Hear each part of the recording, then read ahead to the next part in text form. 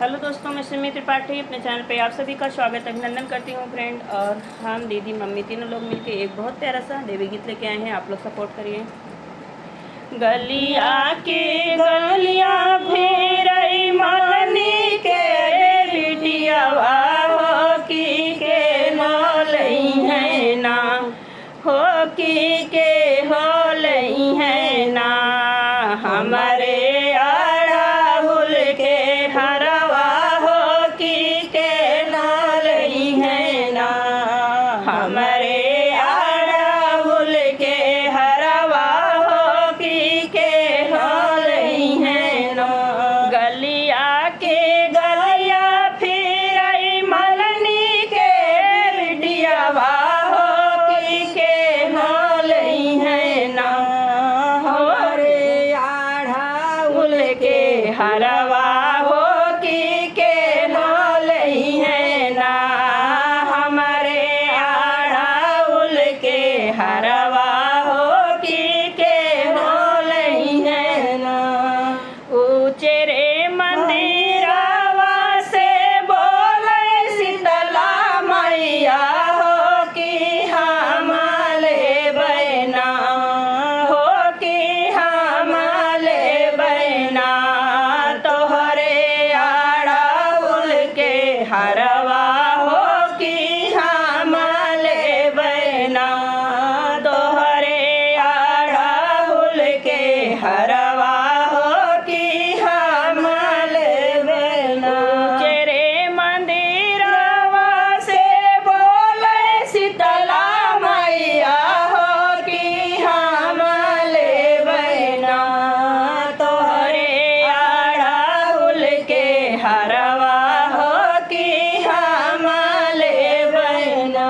तू ही जे बसे लो मैया ऊँचे रे पहाड़वा हो कि के ना दई है ना, हमारे के ना दई है ना।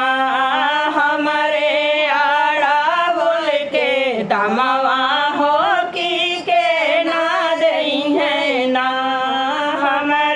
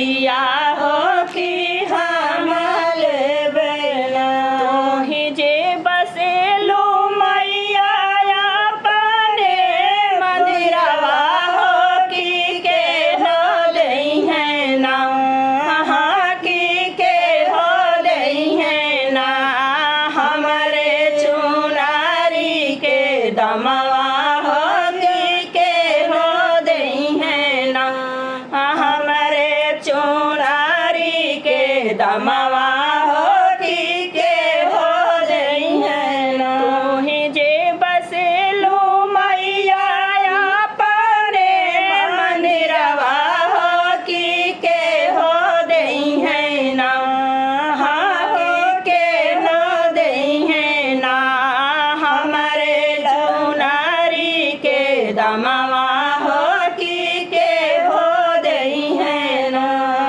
हमरे चुनारी के दमवा हो कि के हो दई है ना जवने निर्धनवा के दिहले हम दौलतिया हो कि ओही दई है ना हाँ कि ओही दई है ना तोहरे चुनारी के दमवा हो कि ओही दई है ना तोहरे चुनारी के दमवा हो कि ओही दई है ना जौने निर्धनवा के दिहले हम दौलतिया हो कि ओही दई है ना हाँ कि ओही दई है ना तोहरे चुनारी के दमवा हो कि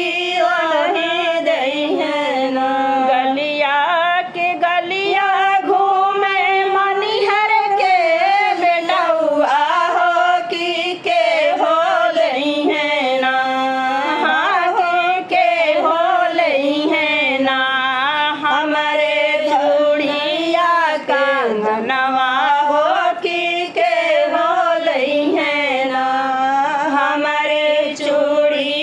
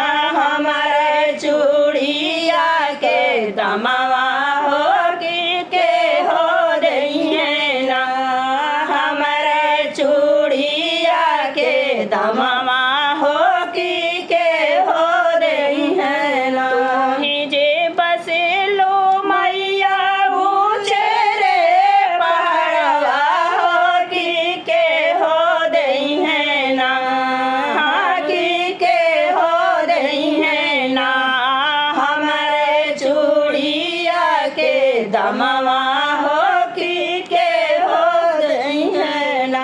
जौन कोढ़िनिया के दियले निर्मल काया हो कि ओही दई है ना। कि ओही दई है ना। तोहरे चूड़िया के दमवा हो कि ओही दई है ना। तोहरे चूड़िया के दमवा हो कि ओही दई है ना। जौन कोढ़िनिया के दिहले निर्मल काया हो कि ओही दई है ना। कि ओही दई है ना। तोहरे चूड़िया के दमवा हो कि ओही दई है ना। तोहरे चूड़िया के दमवा